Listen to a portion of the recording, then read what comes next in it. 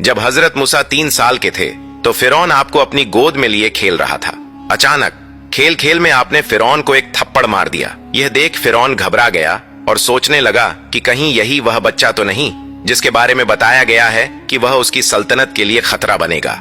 डर और शक के चलते फिरौन ने हजरत मूसा को मारने का इरादा किया, लेकिन उसकी पत्नी हजरत आसिया, जो पहले ही हजरत मूसा से बेहद मोहब्बत करती थीं, बोली, यह तो सिर्फ एक मासूम बच्चा है, इसमें अभी अक्ल नहीं है। फिरौन को तसल्ली देने के लिए उन्होंने एक तरीका सुझाया।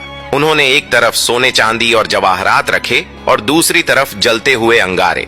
फिर हजरत आसिया ने कहा, अगर यह बच्चा समझदार होगा तो यह सोने और जवाहरात की तरफ जाएगा, और अगर यह मासूम और नासमझ है तो यह अंगारों की तरफ हाथ बढ़ाएगा।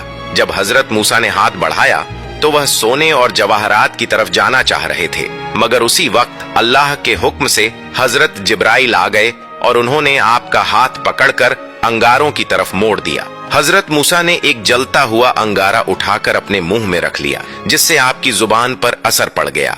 यह देखकर फिरौन को यकीन हो गया कि यह बच्चा मासूम है और इस बच्चे से उसे कोई खतरा नहीं है। जब हजरत मूसा 3 साल के थे तो फिरौन आपको अपनी गोद में लिए खेल रहा था।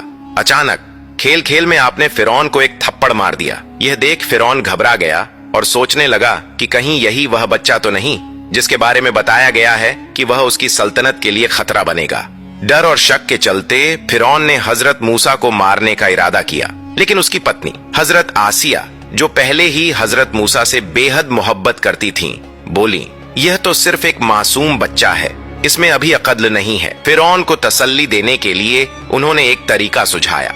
उन्होंने एक तरफ सोने चांदी और जवाहरात रखे और दूसरी तरफ जलते हुए अंगारे।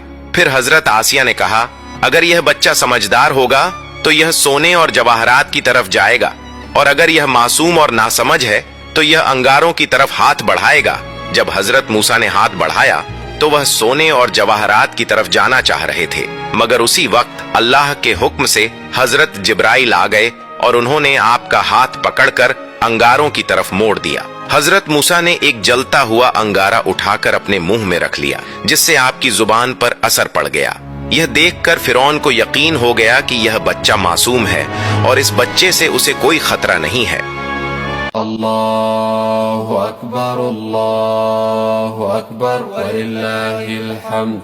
अल्लाहु अकबर कबीरा वल्हम्दुलिल्लाहि कसीरा व सुब्हानल्लाहि बुक्रतन व असीला।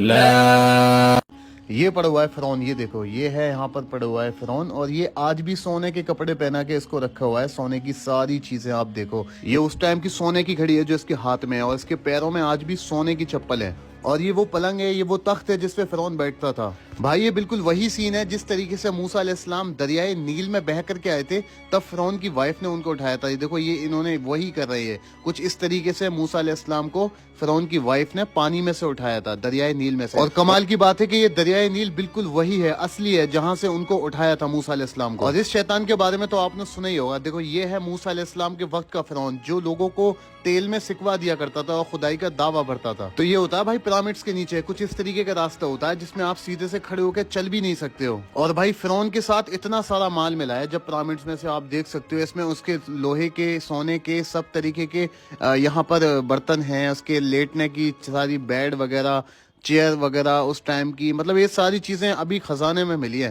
पिरामिड्स के नीचे। जब नया मम्मी मिला है ना फिरौन का, सो उसके साथ मिले ये सारी चीजें, आप देख सकते हो। और कुछ इस तरीके से आग जलाई जाती थी आज से 4000 साल पहले, जब फिरौन का दौर था, तो कुछ इस तरीके से लोग आग